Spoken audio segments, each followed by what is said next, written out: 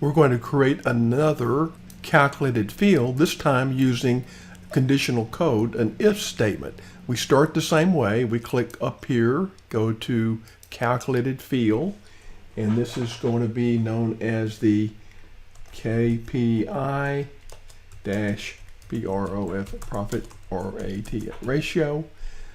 We start our code with an if statement, and Tableau gives us that. And then we want to use a bracket, P profit ratio greater than or equal, another bracket, profit ratio KPI target. That's our if statement. Then we will use a string, acceptable, else, another string, and an end. Okay.